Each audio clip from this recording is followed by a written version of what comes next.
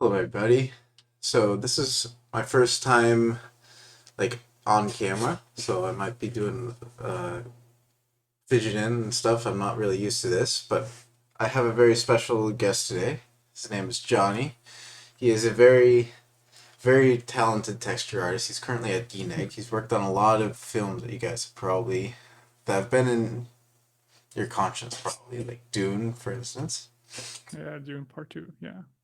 His work is very insane. I'll link his Artstation and stuff in the description so that you guys can check it out. We might just share some of his work during the stream as well.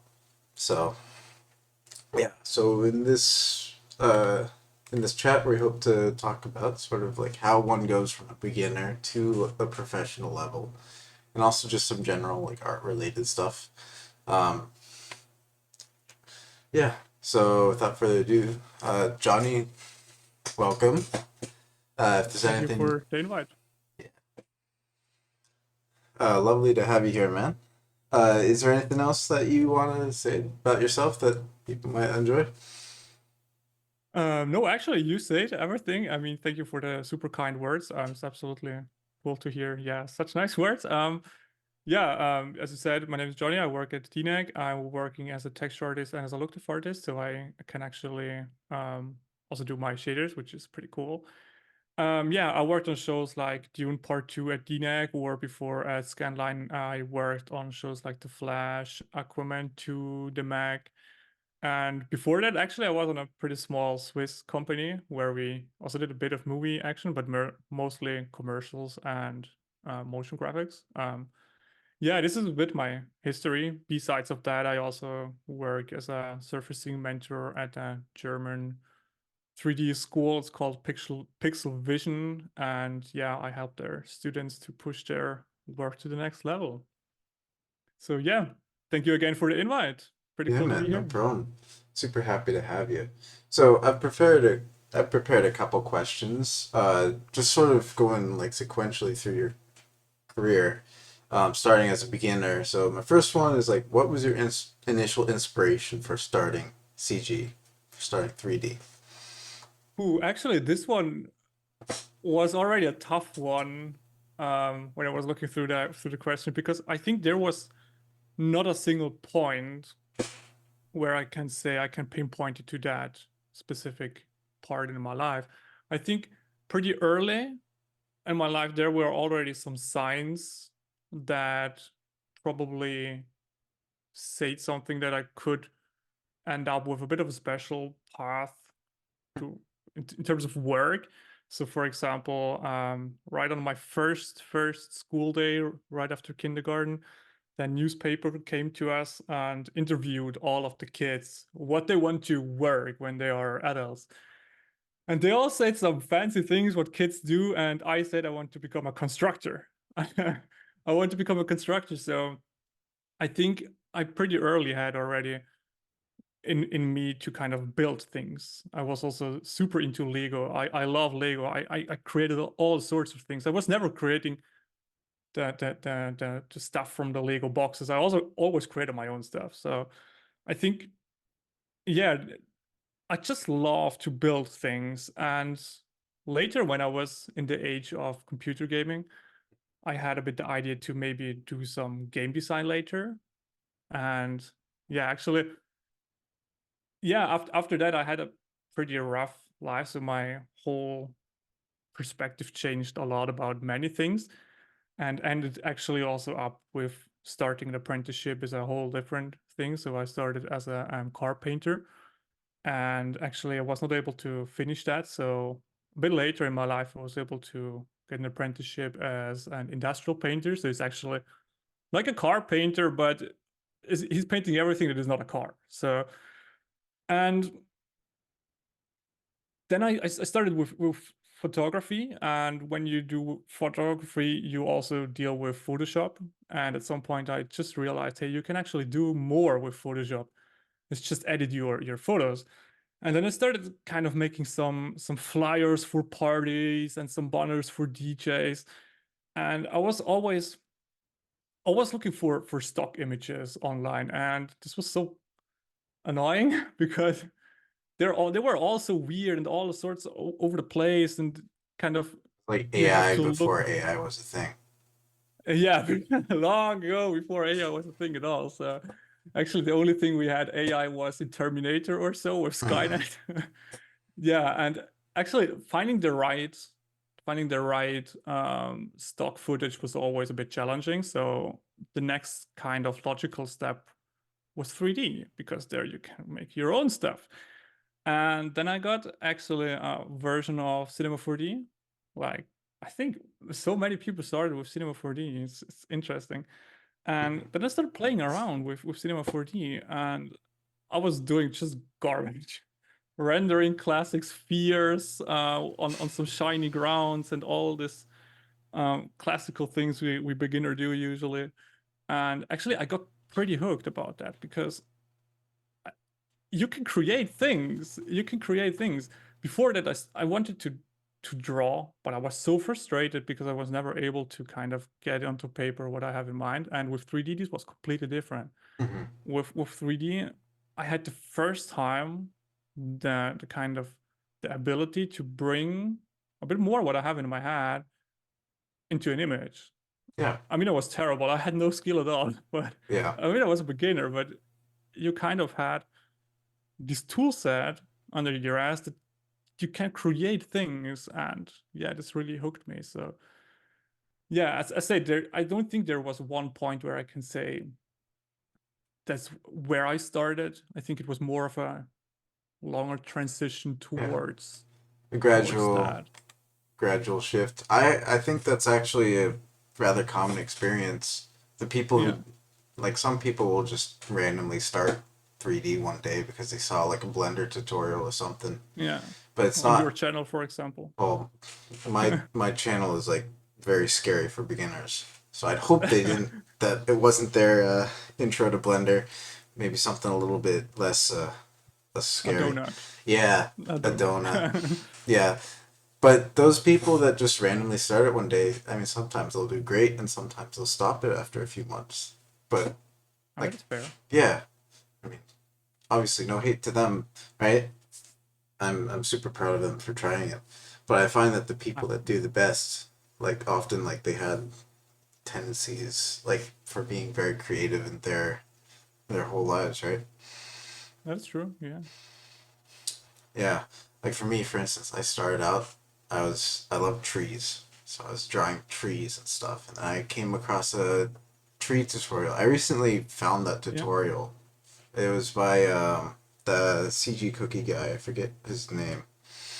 Um, that was my first intro. I remember. But then it's actually interesting why we are doing clouds instead of trees. Oh, I mean, interests change, right? I did. Okay. I was interested in trees and such for like the first few months, and then I Okay. started doing space stuff, and that took like Ah. 3 years. um, and then now I'm back to environments and such.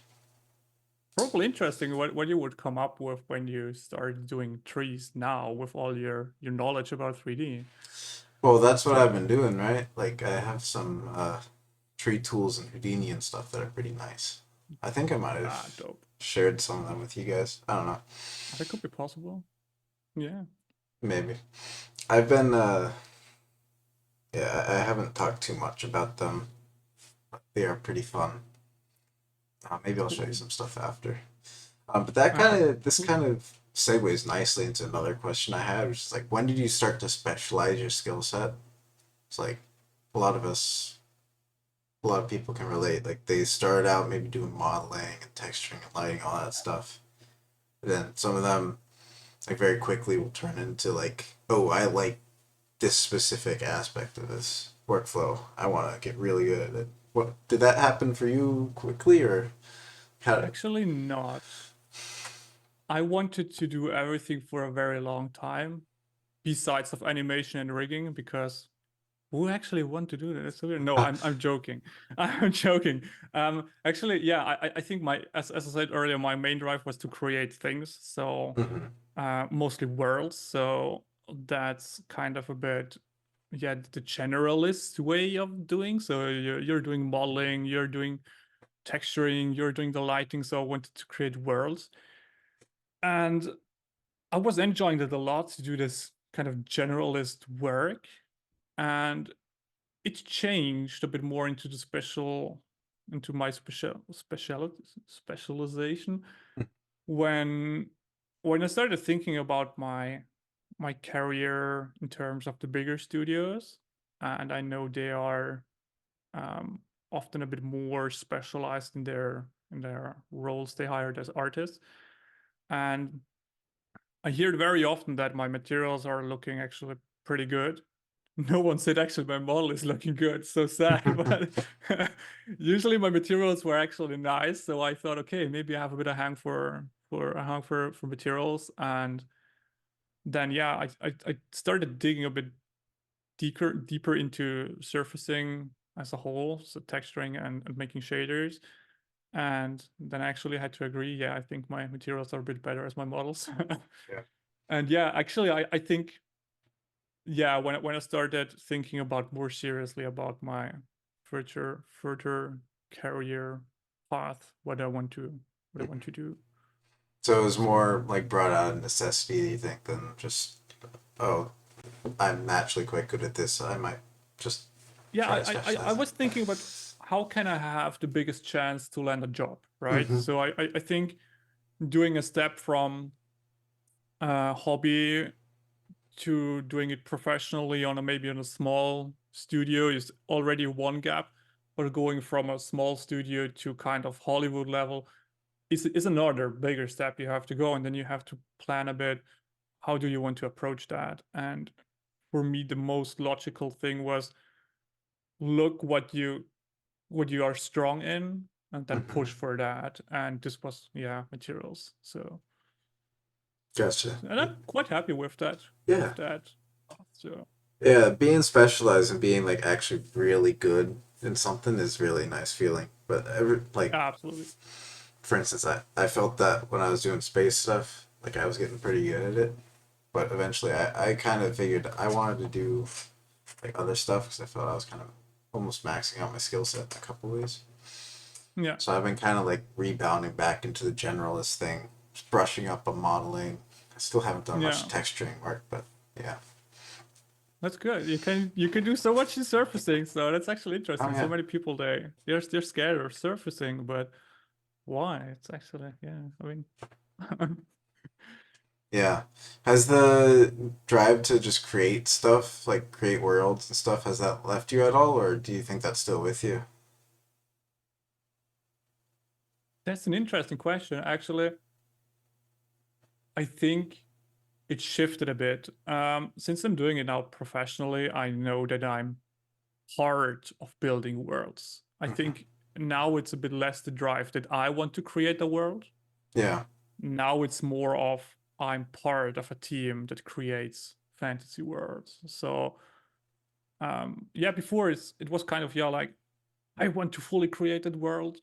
And since I'm now not a generalist, and I Hmm. think even as a generalist, when you work with supervisors in the production there, you anyway have someone who tells you how to do the things. So it's, Oh yeah. I think, yeah, You have in a to. more, yeah, it's kind of in a more realistic way. It's more, yeah, you realize you are part of Mhm. the team who creates this world, which is pretty fantastic. So it's pretty cool. Yeah. So all the creative people bring their creative minds into play. So Absolutely, and yeah, it's definitely a. It's kind of. It is kind of nice to be able to outsource some of the stress of like managing the entire project under other people, right? But yeah, I see absolutely. like I see videos on YouTube sometimes of like 2D artists who are like very skilled and they can create entire environments, entire characters, entire lore behind it, like pretty efficiently. And I'm like, oh man, I Mm, kind of want to do that. That's kind of a that's true. I mean, that's true. yeah. That's kind of a Actually, thing that you get with 3D. It's very hard to do everything. I think I started getting a bit more into my surfacing bubble. So I think as soon Hmm. as you are kind of a bit like in your field, you also start following people that are doing that. And then you start creating a bit your bubble. So I actually have a bit less generalists around me and a bit more of very strong character and surfacing artists. And then it's more like you see the work from this artist and you're like fucking hell, what's so good? I want to do that as well. And yeah, actually, I think yeah, the whole world building left a bit, and now it's a bit more okay. I want to reach that level the people I Mhm. look at have. So I love Absolutely. that. Yeah, I get the same thing. I surround myself with a lot of like very skilled environment artists that are doing crazy cool projects, and it's just like, whoa, I want to do that. It's so cool. Yeah. It's so cool. It's like kind of an echo chamber in 3D almost, except I wouldn't say it's like you know what an echo chamber is, right? It's like when you Yeah, have yeah. yeah. Um, yeah, usually they're like kind of not great to be in, but with 3D it's actually pretty nice. So you just get a whole Actually, bunch of targeted inspiration at you. and yeah, I mean, we're also such a cool bunch of people that we are. I mean, we're all a bit nerdy, but we're Mhm. kind of like so collaborative in a way. So we share the work, and if you ask, "Hey, how have you done that?" People usually they tell you. So it's actually pretty Yeah. nice. So Oh yeah, I absolutely. love that. And like a lot of people don't realize you can reach out to people. A lot of people are Oh, passionate totally. enough that they'll just talk to you Yeah, about it.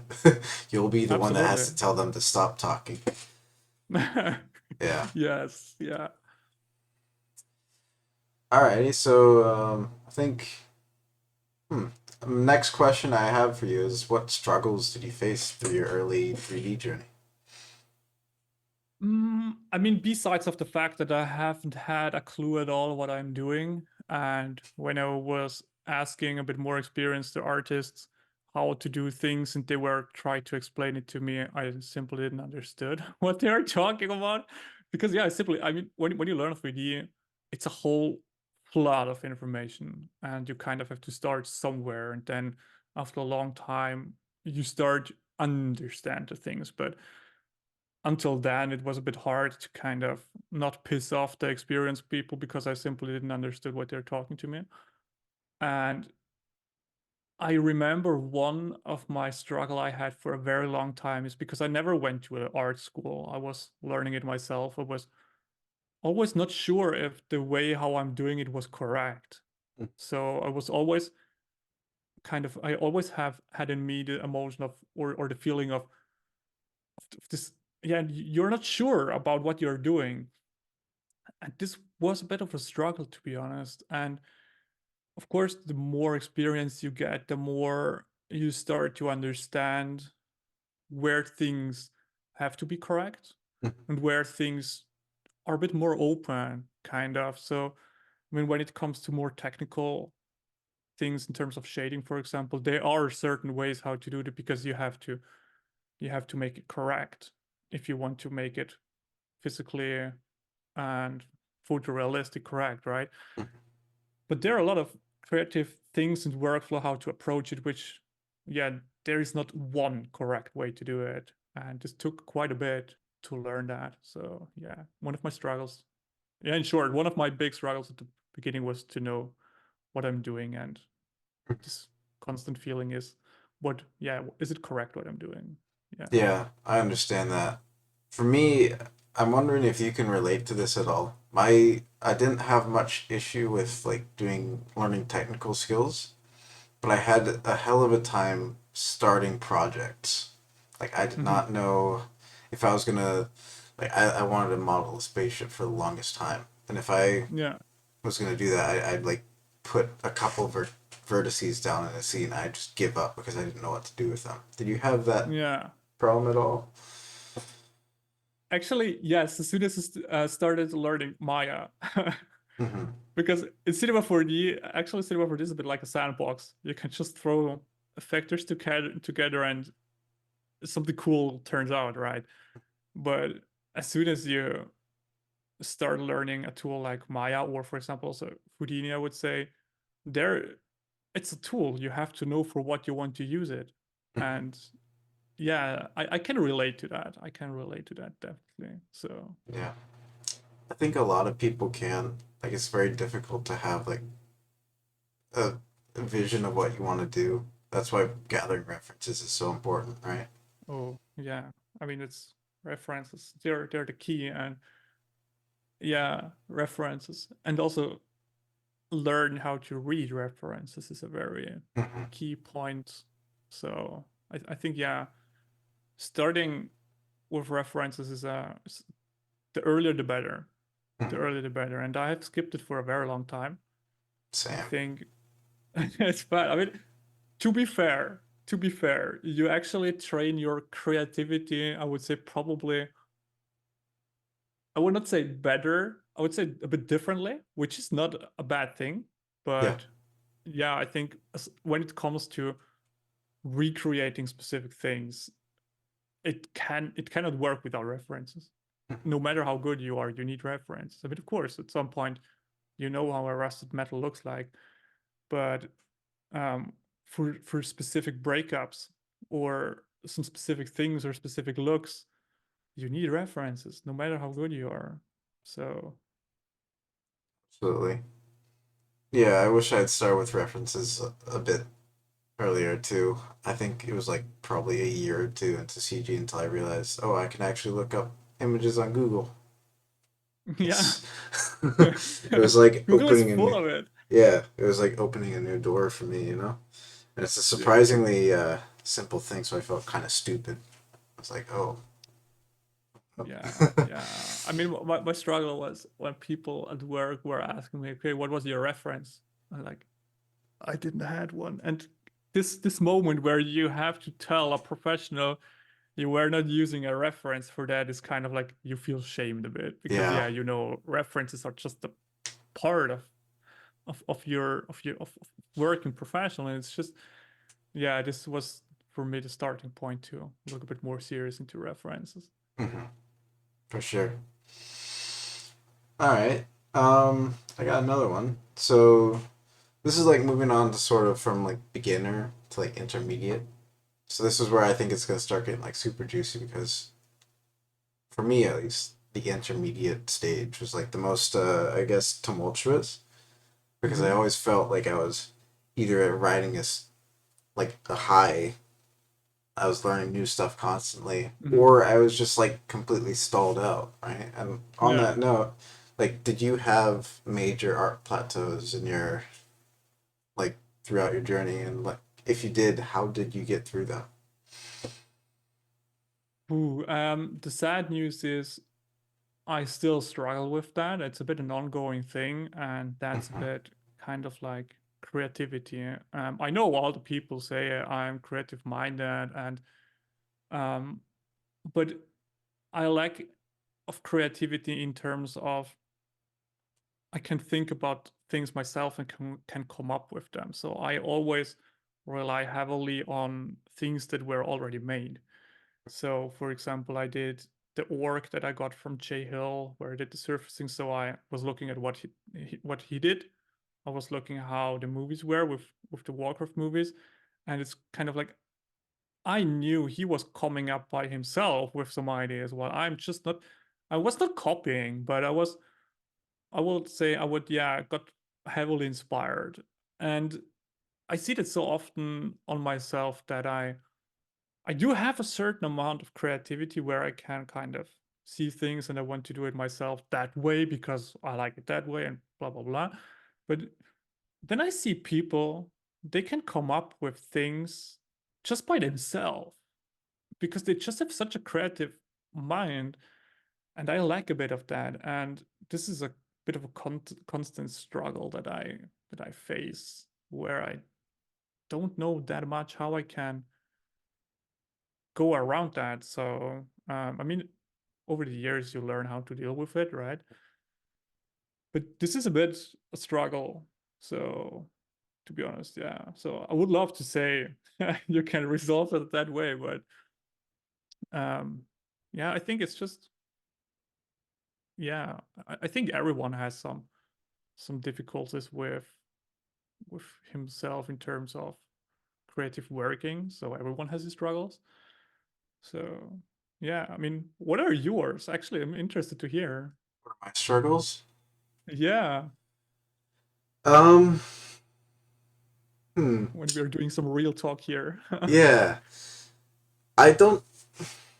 Right now, I'm in kind of a place where I don't think my workflow is like particularly well defined.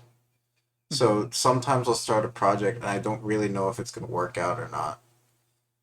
and I tend to get lost in the details of stuff Mhm. a little bit too much. It's like, for instance, if I'm making a foliage set, I'll spend 15 minutes maybe trying to figure out if a specific plant in my reference is using like, or like what type, what species of it, or what Yeah. species is it. I'm gonna get super worked up over it until instead of just doing the regular thing, which is either like creating a plant that looks sort of like that because I'm not gonna be Mhm. seeing it like super close, or just finding something on maybe mega scans or something that's Yeah. pretty similar. And interestingly enough, this is like mainly a thing with like environment work for me. For like space work and stuff, it's pretty smooth sailing. Yeah. So definitely, I'd say getting lost in the details because I'm one that can like really zoom in on a screen and just completely like uh So see all the forget. Yeah, details. Yeah. maybe I can get it looking great, but then sometimes I sacrifice the larger picture for it. Right. So Yeah. Okay. Gotcha. that's something that I find very tricky balancing Yeah. everything. Yeah. Um, I think a lot of people find that tricky as well, right? Like very few I mean, it's people are able interesting. I'm a bit the opposite, and I wish I'm a bit like people like you that kind of can to. focus that close on things. My mind is always a bit all over the place. Yeah, So for me, it's often hard to kind of focus on just one thing. I'm also when I'm at work, so I don't. I hope no one from work is listen to that. So when I work, then I look on my phone, then I work, then I check Discord, and I work. It's just yeah. and for Some me, it's so hard to really just focus on one thing. So some of my coworkers are probably gonna watch this. Hello, by the way. uh, hello, coworkers. Yeah. Um. Yeah, but like for me, I think if I had to like categorize this issue, is that my eye for composition and stuff, beyond just composition, my general artistic eye isn't as developed as it should be for somebody that Hmm. has my experience. Yeah. Um, that's something I'm not sure if you know Aaron Westwood or not, but I he's, you should look up. I'll send you some links after Okay. this. He's a I crazy. mean, probably I've seen some images, but I'm so Yeah, terrible with names actually. no, don't worry about it. You might have seen the World Creator short film that Hmm. was posted. That was him. That sounds familiar in my head. Yeah, Yeah. he's absolutely crazy environment artist and also lovely fellow. I wanted to chat with him, but unfortunately we can't schedule it because he's a That very sounds busy man. interesting. Yeah, Ah, damn it. but anyways, that was off topic. When I met him, we talked a lot about how your eye and stuff develops because Hmm. he's got obviously great technical skills, and those of you that know his Hmm. work know very well how very technical he is. But what sets him above the Hmm. composition? I almost said composition. That's like a weird Freudian slip. Yeah. Is that he has a incredible ability to parse details from Yeah. references and such, and Yeah. get all Yeah. the values and stuff, all the layout, everything pretty much spot on in his renders, and he's able to do that very That's so quickly. nice. Yeah, and I wish to be at that level, um, because I can make like realistic looking geometry and assets and stuff, but it's when I Yeah. put them all together that sometimes it looks a little bit rough. Yeah. Yeah. I mean, it's all kind of multi-layered skills you have to learn. I mean, it's one thing to kind of read references, the next thing to rebuild it in 3D in digital world, and then you also have to composite everything together, right? I mean, there you have to think more like an art director, and I mean, it's so crazy. Everything has kind of deeper thoughts and emotions behind. Even camera movement has different emotions to a viewer. It's like 3D kind of like feels like in every corner you look, it's a fucking rabbit hole. Mm-hmm. I mean, it's just, and that's why learning Absolutely. 3D at the beginning can be so overwhelming. Where should you start? Yeah, that's why there's so many different positions, right? Absolutely, yeah. But it's so great, it's so cool. So Mm-hmm.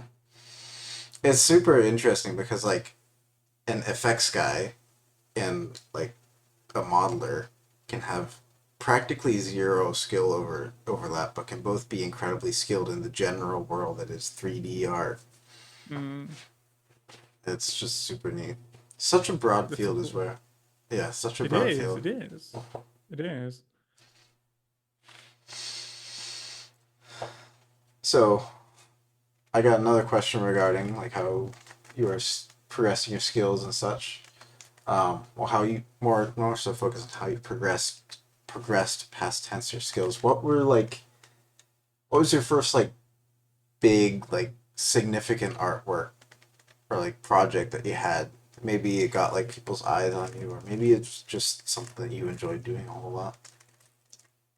I think there was not a single one because I'm a bit the kind of artist.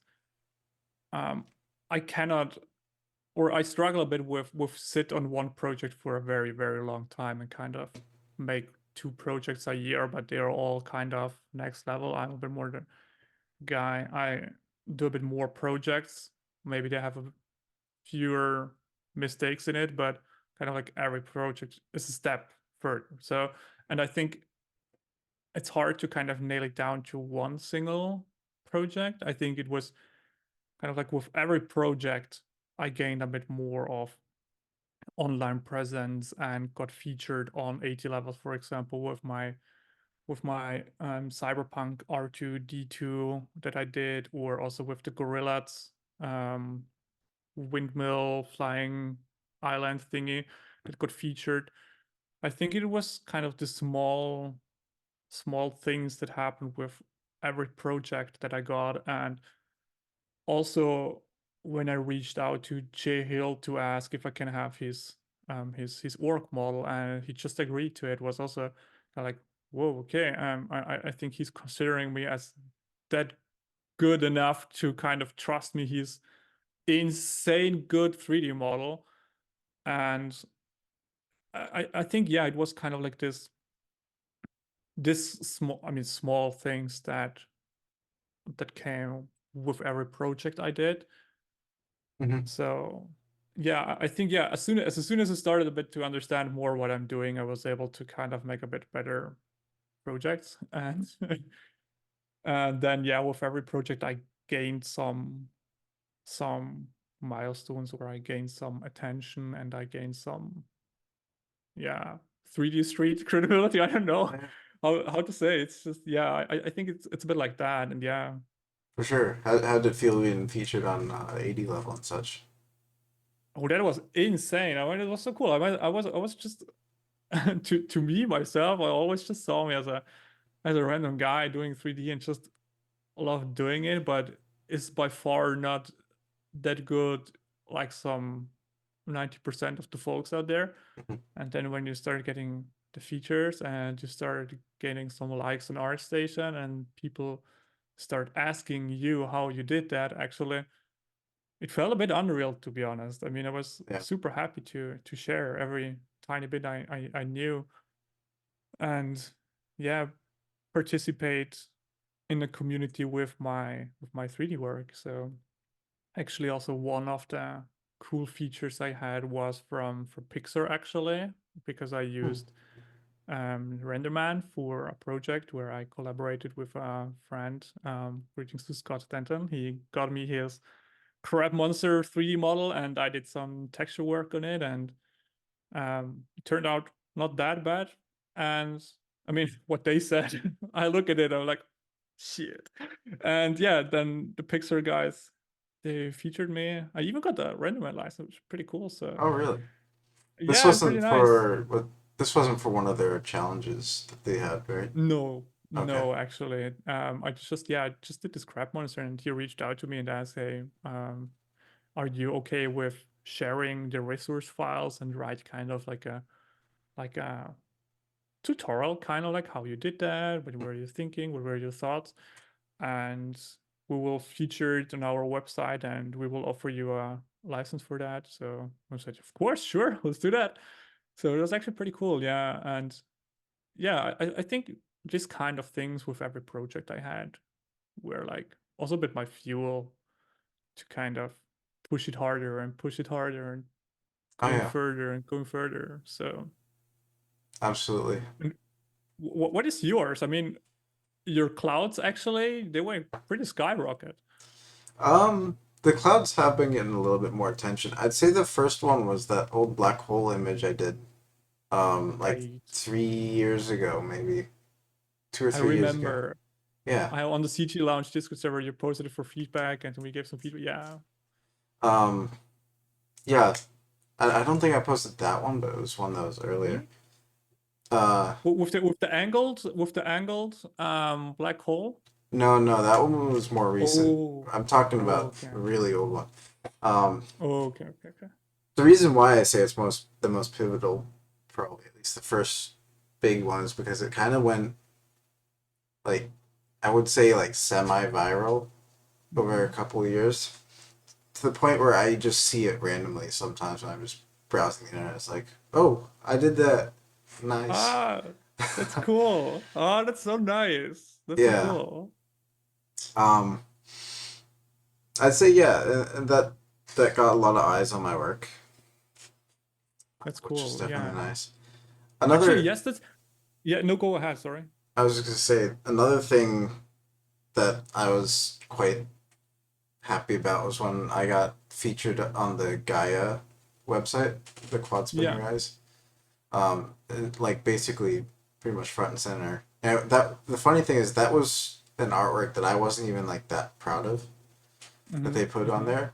It was just kind of like, oh, even the stuff that I'm not particularly like proud of, Yeah. some people value it. I was like, Yeah. I'm pretty Yeah. sure that's at least contributed to how I got my current job. Is the some people saw it and was like, oh, I like what this guy does. Uh, I mean, but, this is absolutely a valuable path into the industry. I mean, I was just about to say, besides of my Artstation work, I also started recording tutorials. And just because you said when you see your own content, people share it. Yeah, actually, I kind of super relate to that when you see people share your tutorials to other like, oh yeah, that's fucking me in that video. It's mhm. pretty cool. So Yeah, yeah, feel like a little celebrity. yeah, absolutely. Or a bit ashamed because you know what you actually said wrong or what you actually have already improved in the meantime. Mhm. So Yeah. yeah. Oh man, people. I made some Planet tutorials like 3 years ago when I Uh-huh. was like 16. And they're complete shit. But people share them around, and I'm like, oh no, please don't. Yeah. Yeah, actually, yeah, I can super relate to that. Yeah, but I mean, look, I think everyone who is doing 3D for a bit longer, they know you gain more knowledge over time, so that's just natural. So Yeah. from the perspective of I would say that it's the skilled person, they understand, Mhm. while the younger folks, they simply don't know it better. They are just happy to get content they can follow to. So, Yeah. but yeah, I can relate to that. Uh huh. I can relate a lot. One of the things I want to do here is eventually I want to get somebody who's like kind of a beginner, um, to do a chat like this. Mm-hmm. Um, because a lot of people forget what it's like to be a beginner, myself included. So sometimes Yeah, yeah, I, as somebody who cares about making good content for people, I say cares because I'm really inconsistent with it. But you know yeah, what? It's nice. Um, totally not just for attention. yeah. I know what you mean. I Yeah. started realizing that a bit more when I started doing this mentor side job at this university Hmm. where you also deal with students. Um, they don't have that much of experience, and then you have to think first, how do you can now explain that to the person? I mean, stupidly said, at some point you didn't even understood what a bump map is, Hmm. right? I mean, for us it's just normally what we know, okay, bump map is doing that, Do blah you blah just blah. say it's just normally? Yeah, no, pun intended. But it's just yeah, yeah, then you start thinking about like, okay, we have to go back to basic. Hmm. We have to go back to basic, and you just start realizing, yeah, I was one of this one day Yeah. as well. So at some point, I mean, we yeah. can all recognize like where we improved in our like technical skills, right? I'm more interested, honestly, in how people improve and how they like view art and how their workflows, like general Mhm. approaches to solving problems change. Yeah. Because when you're a beginner, like for instance, I mentioned earlier, I had this really tough time starting out projects. And nowadays, I have less of a tough time because I'm able to problem solve through stuff a little bit better. I'd like Mhm. to get somebody to talk a bit about how that is when they're still a beginner, right? Yeah, that's true actually. Yeah. Because I mean, I think Yeah. that's a bit of a content gap usually because like even like right now, you're a professional. I'm kind of a Mm. professional. Like we're just a You bunch of are. talking heads. Yeah. I mean, that's the thing. Yeah. I mean, sometimes when I was thinking about a topic for making a tutorial, I sometimes thought, okay, no, that's too easy. That's too basic. That's just you have to know that. Otherwise, yeah, don't do it. But sometimes I think exactly this content is needed because, Hmm. yeah, as you said, I mean, we have some experience. We know what the bump map is and what it's doing, and but when you think back, there was a point you did knew. So actually, there is a place for making content that is like, specifically for these things. Yeah. Hmm. I like to see more like beginner content, kind of like instead of just addressing everything directly, just kind of I don't know how to frame this. Like showing everything in a more creative way, you know? Because sometimes Mm-hmm. it feels like people are just like, oh, we doing this because that's how it's being done, right? Mm-hmm. Instead of like actually going behind, like for instance, if you there's a kind of like a bump versus normal map debate I've seen just randomly. Always bump. Yeah, Always. yeah. Well, like, why? What's the difference, like, in the mechanism behind that? Why is one better for some situations? Why might um, another? But I, like, I I think I think with normal maps you can actually create very good big shapes. mhm, And when we let out the game workflow where you also bake high to low poly, because you cannot do that with bump. So yeah, there you only can do it with normal. When we let that away, the benefit of a bump map is it's way simpler. It's just grayscale. In LookDev, you can alter it in all sorts of ways. You can even use it as a mask if you want, because you just have 0 to 1. mhm, And with a normal map you can't, because you have to 3 channels. And for example, from a bump map you can always go to a normal, but from a normal you never can go back to a bump. So it's actually, for example, when you are in LookDev, you can rebalance or regrade your bump map so much easier as a normal map. So that's why I say go with a bump. If you still want to convert it to a normal, you can, but if you go for normal, then yeah. But you a see, bump. if that sort of thing, like, people will just, if it's a blended tutorial, people just plug a normal map in because that's what they Mm. do. Nobody ever explains that. I Yeah. haven't seen anybody explain it. I myself, I like math. I can go Yeah. pretty well into like how a normal map will actually like affect how the like thing is being shaded, Hmm. and Hmm. that's my sort of thing. I can't explicitly. You're much more qualified and better than me at telling or like explaining why you're doing something. I can just sort of kind of explain how it works. Um, but it's just stuff like that that could be quite valuable because a lot of stuff for beginners is like it's just dropped Yeah. down from the sky and you figure out maybe 3 years later why something is the way it Yeah. is. The classic press this button and press this button Yeah. tutorials. I mean, I think there is a bit of a small line between, especially for beginners, you have to make it possible to get a cool output without overwhelming, because this is also what, as a beginning, what is fuel for stay with learning 3D. You will have to make a cool output, and if you get a purely technical and philosophical tutorial, then probably then you know the why, but you simply still don't know the how, kind of like.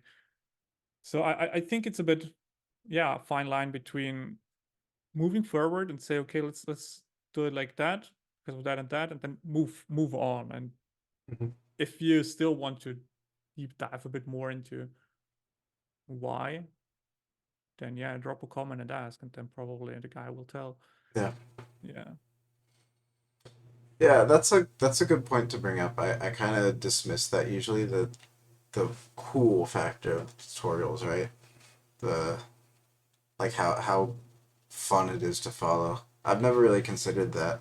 I'm kind of anti tutorials I mean, sometimes. So at the end, yeah. when you watch a tutorial, I mean, on our stage, probably you don't watch a tutorial anymore to kind of get something fancy out of it. But as a beginner, you watch a tutorial because you want to learn, but you hope you get something cool out of it, right? Yeah, So I only it's watch going beyond the tutorials. donut.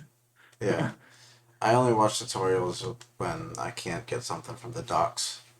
Yeah, yeah, yeah, So like for intermediate and advanced users, I'm like, you should really try to break free of using tutorials for yeah. everything. Because a lot of I people mean, get stuck in the loop there. what I find super interesting is tutorials or some course from my fellow 3D people in terms of texturing and look depth, just Mm-hmm. to see how they are approaching things. And today's 3D tools, they can do so many things. Mm-hmm. They can do so many things, and it's nearly impossible to learn all of that. And then you see someone how he's creating isolation masks or cool breakup masks.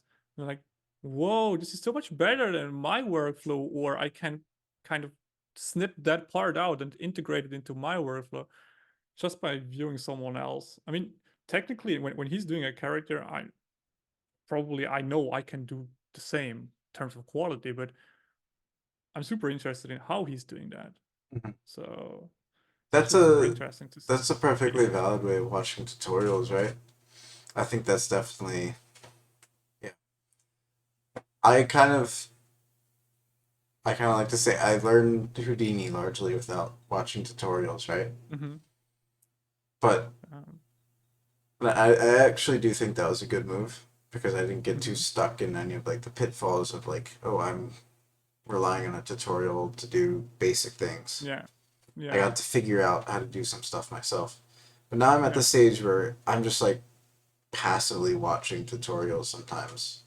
If they yeah. just show up and like, oh, I didn't. I'm just like, oh, I didn't know you could do that.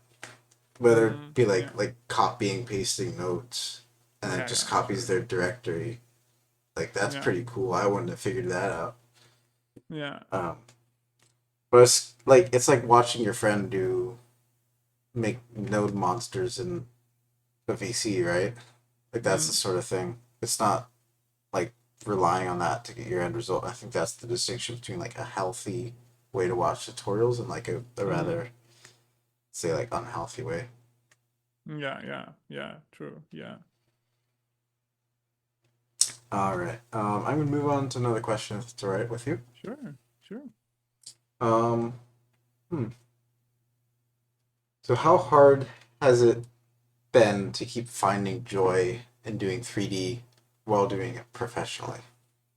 Um, Actually, I never lost the joy. I think making a 3D is so much part of me that I think I always Mm-hmm. find joy in that. So it's like I would say it's a bit part of me, which is a bit grounded in this kind of crafty root that is, or this crafty kind of power force that is living or rooted in me.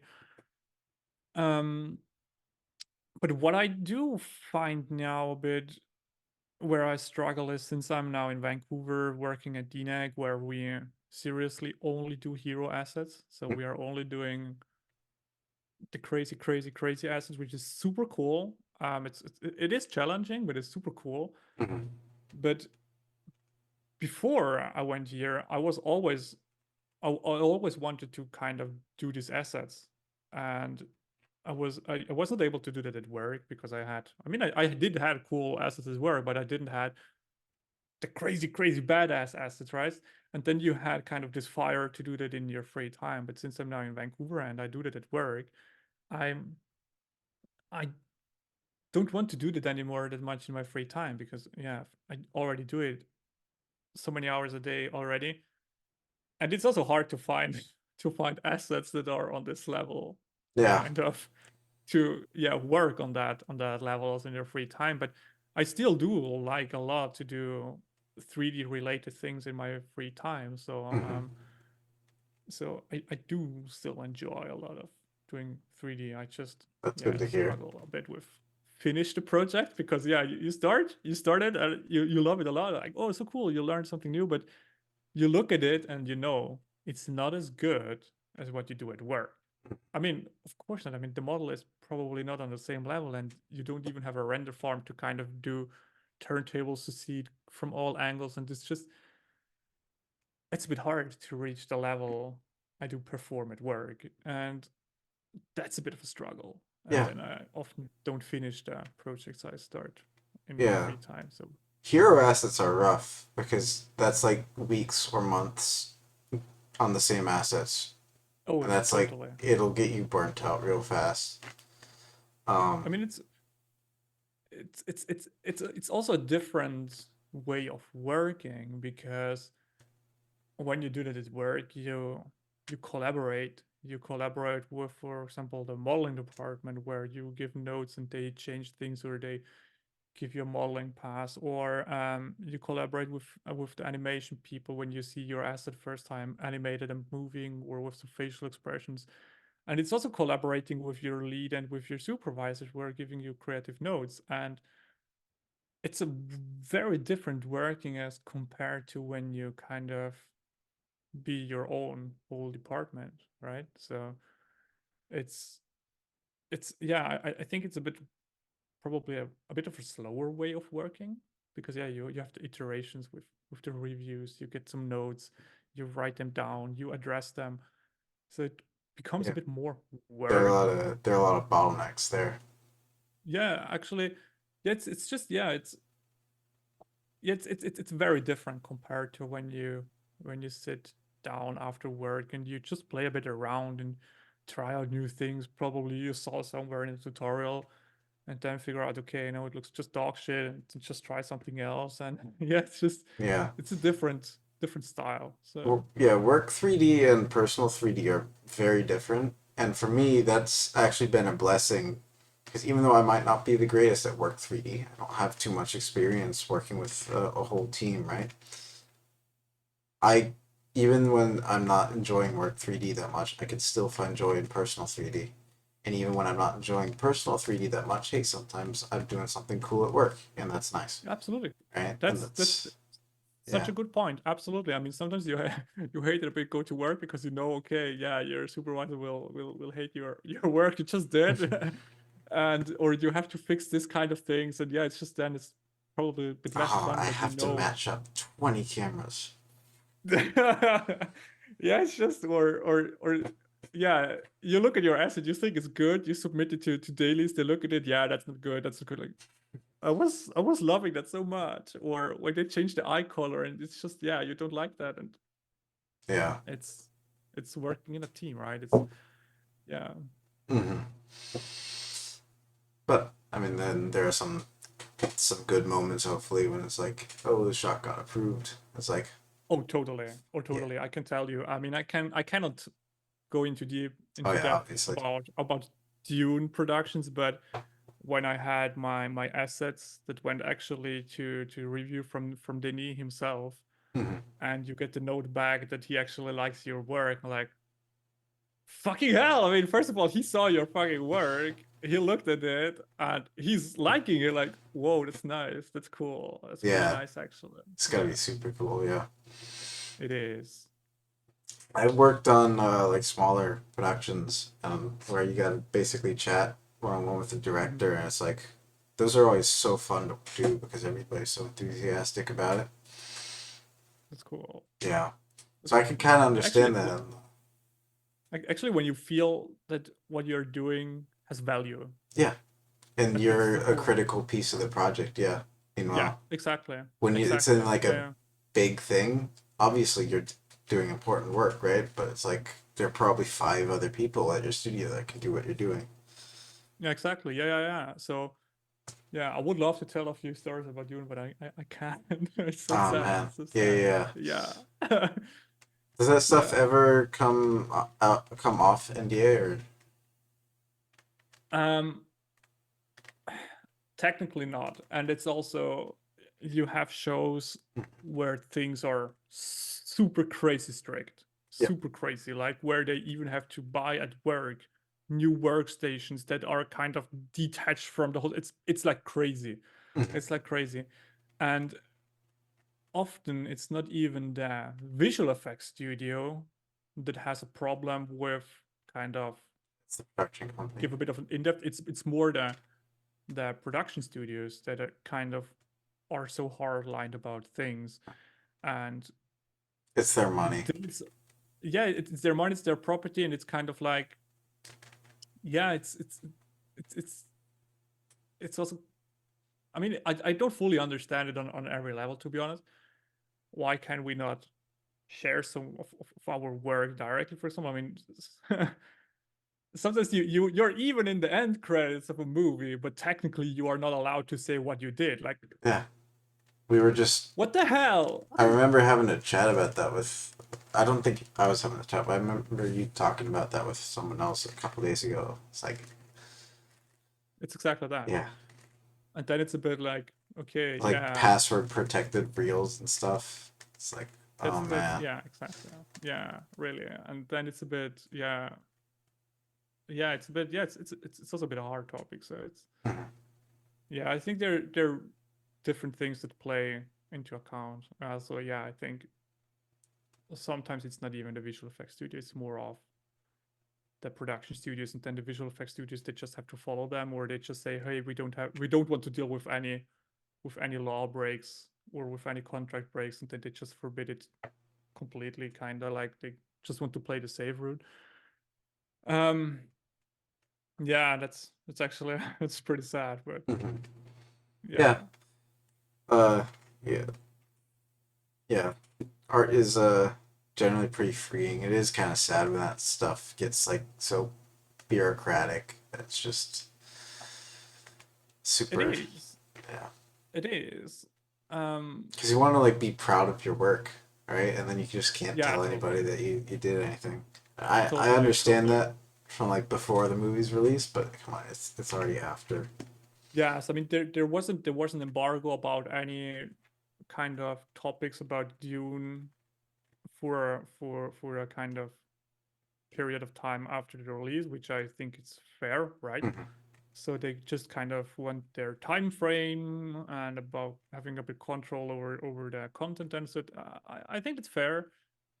And then there was one day where where the embargo ended, and I saw in the fucking YouTube timeline, everyone was talking about Dune topic. Like, okay, now the big YouTubers are allowed to talk Yeah. about it. And I also got contacted about from some YouTube guys, if Oh I really? can tell some stories about Dune, and they said I can tell you some stories about visual effects, but I cannot talk about Dune. Sorry. Mhm. That's pretty Um, cool. yeah, that's pretty Did they cool. I mean, like the only thing find you? Where did they find you? actually, I had I had kind of like I wanted to kind of tell the world a bit that I worked on Dune, but obviously you cannot tell what you did. So Mhm. I commented on one of the videos about the Dune trailer that I'm super proud that I have worked on this movie. This was totally okay, so I haven't said anything about the production itself. I just said Yeah. so honored to work Oh, on the show. and they. And actually, this comment got quite a lot of likes, and many people that said, "Yeah, it's pretty nice and so cool." I think no, it was not about the trailer. It was about the movie came out. The movie came out, and I was dropping there a comment, and yeah, then the guy from the channel contacted me, and yeah, I just said about Dune, I cannot talk. Yeah. Um, and if you anyway have to send me the questions first, and then I have to double check with DNEG what I'm allowed to say, if I'm allowed to say things. I mean, obviously there is some content out there where they were saying things about the production, for example, about the AI used for making the eyes blue of the Freemans. And I mean, I can say that because it's public available knowledge, right? Yep. There is actually a control over content that they approved to kind of to Hmm. let out into the public, into the wild. But yeah, I'm just a tiny puzzle piece of this production, so why should they allow me to tell things about the production? So Hmm. it's just Kind the of reality. a It's kind of a related question. Has being like has going pro as an artist has that made you a better artist? Do you think? ooh, I think Specifically art, not like the business side of it, right? I think yes and no. I would not say that becoming a pro. I mean, pro anyway just means that you earn money for that. Yeah. You can earn money for that, and you still be shit. It's actually possible. I see that. Some people just think, just how can he got the job? I mean, I don't want to trash talk about people, right? I'm sure they all have their values, but sometimes you just think, whoa. I think yes and no, because in some way you get in touch with so many absolutely talented people, or just surrounded by so many talents where you can learn a lot of things, where you can learn so many things. And also I was, yeah, also for when you get notes from, for example, from your supervisor, and this kind of shapes the way of your thinking as well. And you have to think you benefit in that moment from so many years of experience of this person. So I think this can add quite a bit of value to you as an artist and to create your artworks. But I would not go so far to say that you have to become a professional to make good art. So there are people out there, they're doing so crazy work, and they don't even get money from that Yeah. because they Just a hobby. don't get a job, or it's just a hobby. And so I would not say it's needed, but it definitely affects you. So yeah. Some of the best artists that I've seen often prefer to do stuff. Maybe they've had some professional experience in the past, but they don't like the stress of it maybe, and they just prefer doing a Yeah. regular job. Yeah. Not Yeah. always, but I can understand where they're coming from. Yeah. I mean, I remember when this was pretty much at my beginning time. I was there in contact with a guy from Germany. I think he was a concept artist, or also a bit more of a generalist.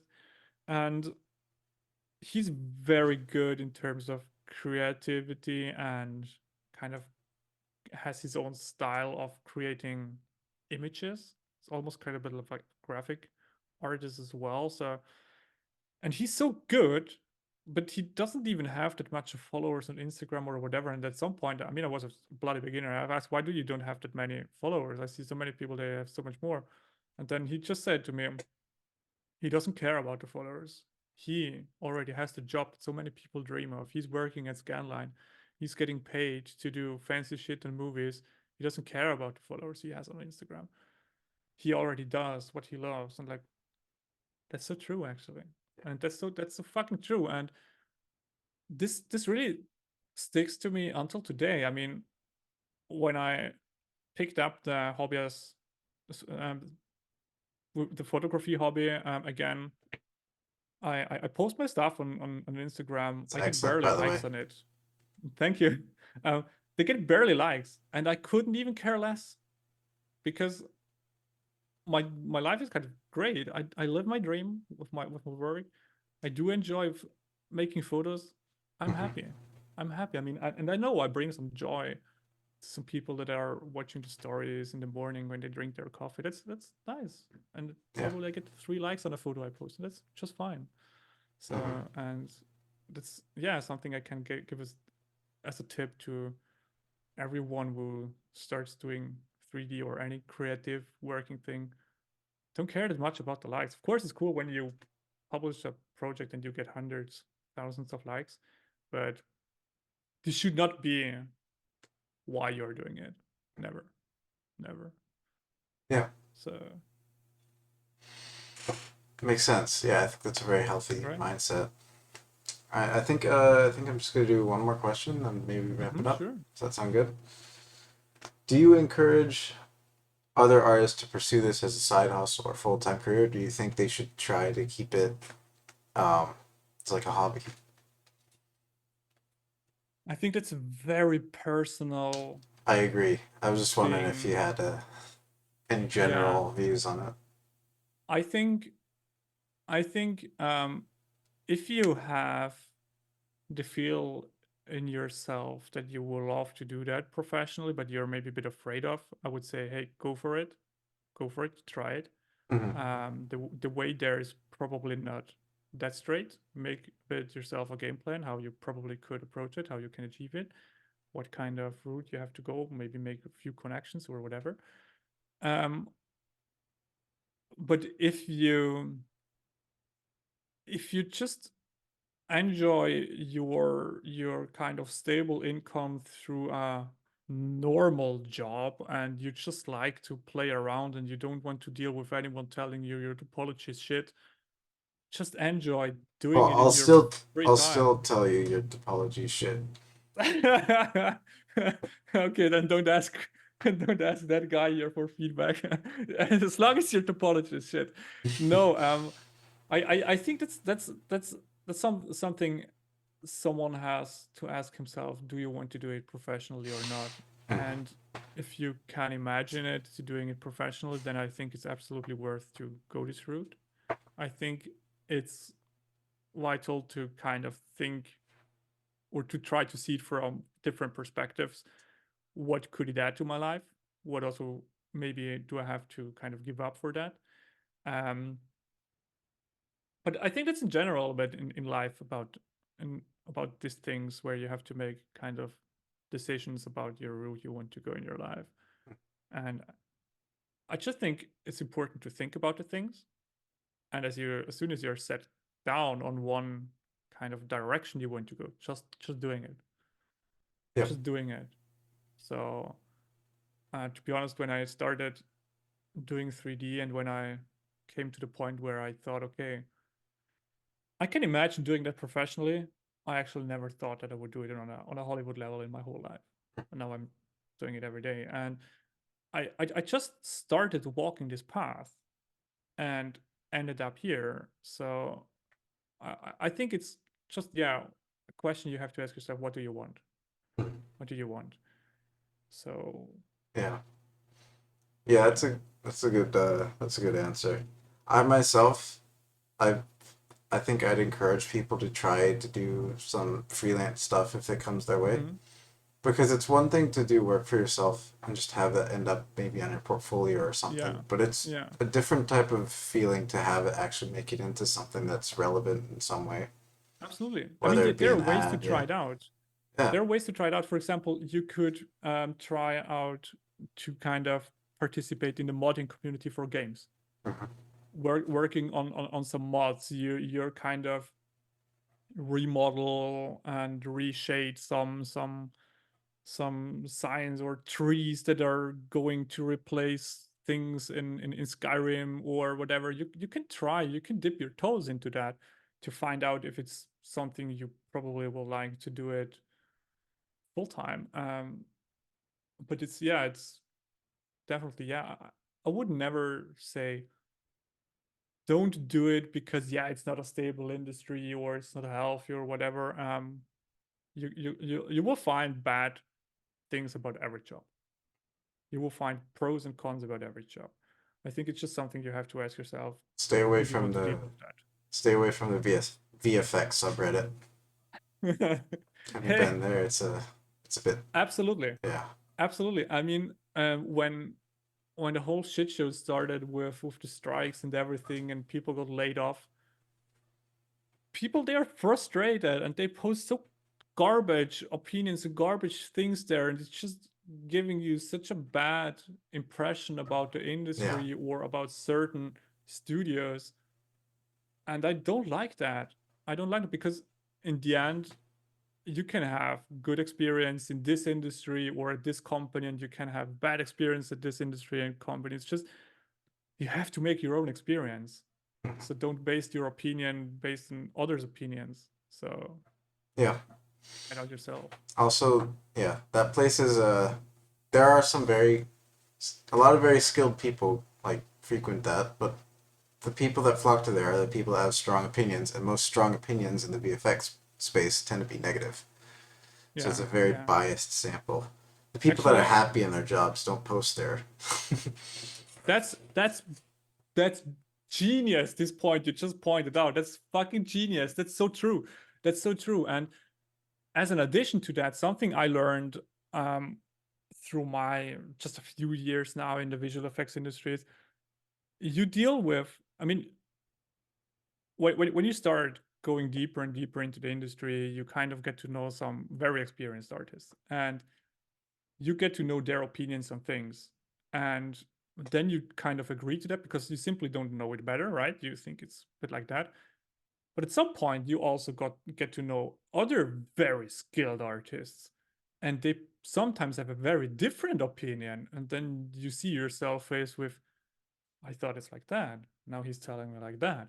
Like, okay, what should I now believe? Because you thought, okay, this guy is working in visual effects since 20 years. He has to know the shit, right? But the guy there is also working since 20 years in the visual effects industry, and he's telling you the complete opposite. To bring here an example in at DNEG, we got a pay cut, and of course, many people got upset about that. I mean, of course, no one likes to get cut in your salary because of the strikes too. Yeah, for the full picture here, Oh, because I of the know where Hollywood you're strikes. going with this. And We've talked about some, this. yes, some people, they were so upset about that, while some other people, they just said it's a logical step. Of course it hurts, but it's nothing personal, and it's a logical step. It's better as lay off even more people. And it's just, you're in between, right? You try to build your own opinion, and you have their skilled person, they're telling you that. You have their skilled person, they're telling you that. And from that, I just learned that I have to build my own opinion based on my own emotions, and not because crazy artists XYZ's thinking that about that, while skilled person whatever is thinking that about it. You have to make your own opinion, really. So that's something I learned. Yeah. Absolutely, man. Well, I think that's probably a good place to wrap it up. Thank you very much for chatting with me. Yeah, thank you for the invite again. It was pretty cool, actually. Yeah, Very nice. this one actually went very smoothly. I was a little bit worried because Nice. I'm not used to being on camera, but you know what? It went good. Actually, I think it's good. Yeah, Show the folks who you are and kind of give a bit of a personal touch to it. Yeah, it's yeah, really for cool, sure. actually. Nice. Yeah. Yeah, the only picture of my face on my channel is when I was like, I posted a deadlifting video, and there was like a weird song playing in the background. It's like, oh.